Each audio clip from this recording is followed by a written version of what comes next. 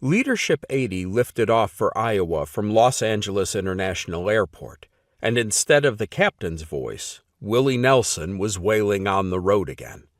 The passengers laughed as Ronald Reagan rolled an orange down the aisle, while rind and juice splattered on cameramen and film crews. Economic advisor Martin Anderson leaned over with a broad smile and said, "Welcome aboard."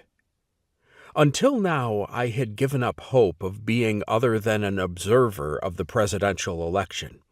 Only 6 years before, I sadly turned in my White House pass as a casualty of Watergate's melodrama. And now, with only 5 weeks remaining until Election Day, I was the newest scriptwriter for Ronald Reagan's biggest starring role. I didn't begin my adventure on Ronald Reagan's stage as a walk-on. The audition covered many years, with coaching by the president who resigned.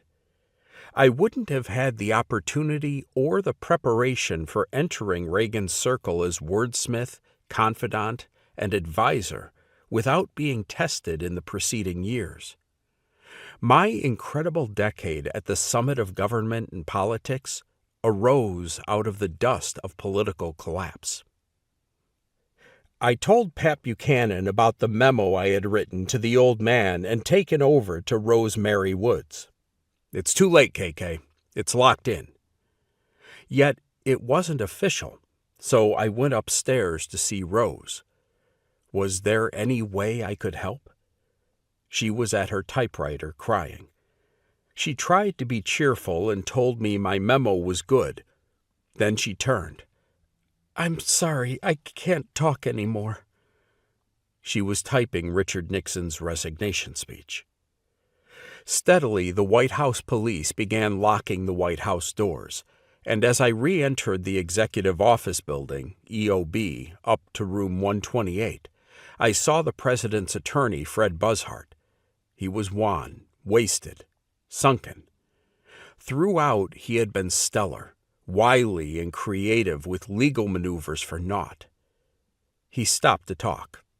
"It's all for the best, Ken." I was dubious and angry. I hope they will leave him alone. Fred looked directly and piercingly at me with words I would never forget. "Don't worry, that's part of it. He's not leaving without those understandings being reached." He repeated, "Don't worry about that, Ken." I remembered them a month later when Gerald Ford issued Nixon's pardon. Buchanan and I sat moping when my secretary reported the Washington Post's Carl Bernstein calling. "What's the mood there?" Only a predatory ass would think to call at such a moment. It wasn't enough that Bernstein would cash in on Nixon for the rest of his life. He was gloating over his political corpse. I thought of only one response. "Why don't you go watch Deep Throat?" and slammed down the phone. He called back immediately.